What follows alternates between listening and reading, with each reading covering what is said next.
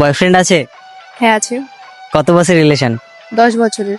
Registry হয়ে গেছে আমাদের। রেজিস্ট্রি হয়ে গেছে? হ্যাঁ। আচ্ছা, তোমার বয়ফ্রেন্ড কি তোমার প্রতি লয়াল? হ্যাঁ অবশ্যই লয়াল। প্রচুর ভালোবাসে, তাই তো? হ্যাঁ প্রচুর। আচ্ছা, তোমার বাবা কি করে? আমার বাবা একটা কোম্পানির মালিক। আর অনেক জমি জায়গা আছে আমাদের।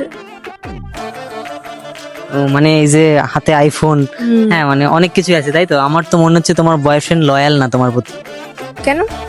আমার তাই মনে হচ্ছে। তোমার বাবার এত জায়গা সম্পত্তি রয়েছে, হতেই পারে তোমার বাবার জায়গা সম্পত্তির জন্য তোমার সাথে কথা বলছে। না, ও খুব লয়াল আমার প্রতি। তোমার বয়ফ্রেন্ডকে কল করো আর বলো যে এই জায়গা সম্পত্তি আমাদের সব সরকারে নিয়ে নিয়েছে, আমাদের কিছুই নেই, আমরা এখন রাস্তায়।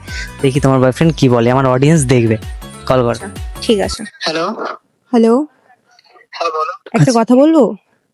হ্যাঁ বলো। বলছি আমাদের যে আগে জায়গা সম্পত্তি ছিল সেগুলো এখন আর নেই। সরকার সব কেড়ে নিয়েছে, এখন আমরা রাস্তায়। কিভাবে, কি হলো?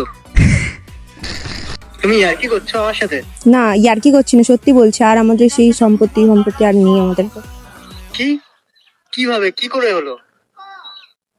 আর তুমি আমাকে এখন বলছো এসব? হয়ে গেছে হঠাৎ করে, এরকম বুঝতে পারেনি। এখন তুমি বলতে কি চাইছো? এখন আমরা রাস্তায় পড়ে আছি। তুমি ওকে বিয়ে করে নাও। কি? কেন? আমি কেন বিয়ে করতে যাবো তোমাকে? আমাদের রেজিস্ট্রি হয়ে গেছে, তুমি এখন আমাকে বিয়ে করবে না, এগুলো কি বলছো? কে তুই, কি বলছিস? আমি তোকে চিনি না, তুই এসব কেন ফালতু বলছিস? এরকম কেন করছো? আমাদের তো রেজিস্ট্রি হয়ে গেছে না। দেখ, আমি তোকে চিনি না, তুই আমাকে চিনিস না, এরপর আর আমাকে কল করবি না তুই, সোজা কথা শোন।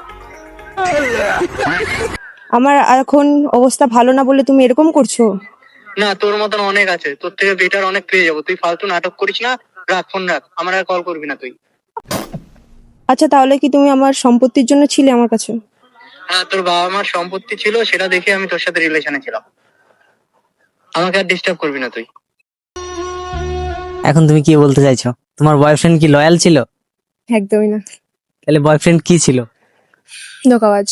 हमारे यहाँ ऐसा ही होता है।